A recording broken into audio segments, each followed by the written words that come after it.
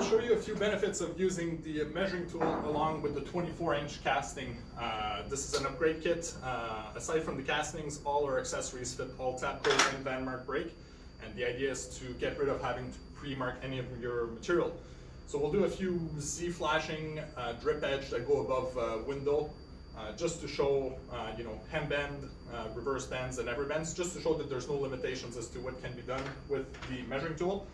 You'll notice the red measurements here are intended for people using the cutoff tool. I'm personally a knife guy, just because of the way that I bend, I guess.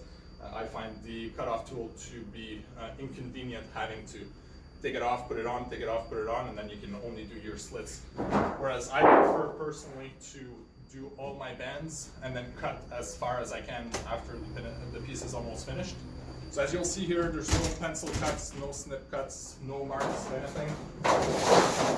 Four drip edge just to kind of demonstrate it. So we'll start with our return hem bend.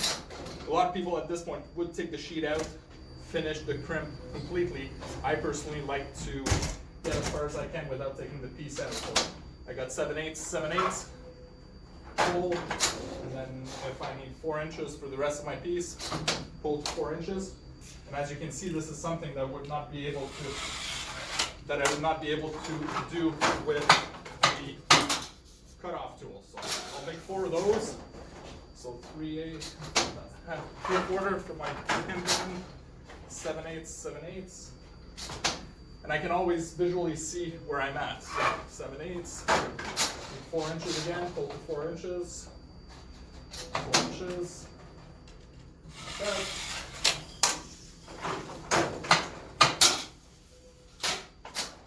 And 3/4, 7/8, and bend, 4 inches, 4 inches.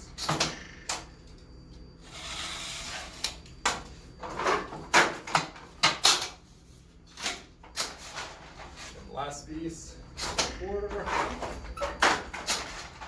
7/8, make my bend, 4 inches. Since this would be going behind a piece of siding, you can leave the extra leftover there. It saves you an extra bend, and the piece would be too small to use.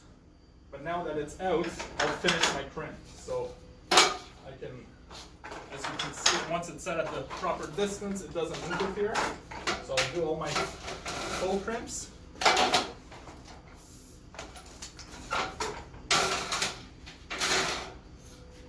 My 4 pieces.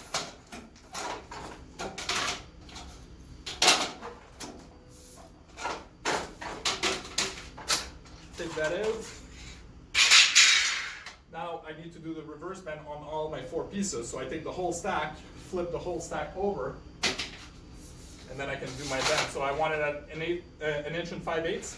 The beauty on a reverse bend is that you can hit it against the side and pivot off to the other side. So if you have a 10-foot piece, it's almost like having a whole other set of hands. So I'm at 1 5/8 here, 1 5/8 here, make my bend. Keep going. Now my pieces have all been flipped, so it saves me from having to flip them 4 times. 1 5/8.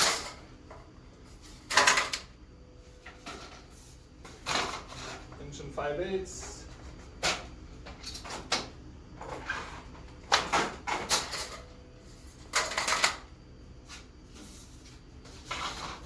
1 5/8. 1 5/8. That's it. Obviously there's scratches, this is leftover coil stock, but as you can see the pieces come out, there's no pencil lines, no snip cuts, so it does a much cleaner job, much more efficient.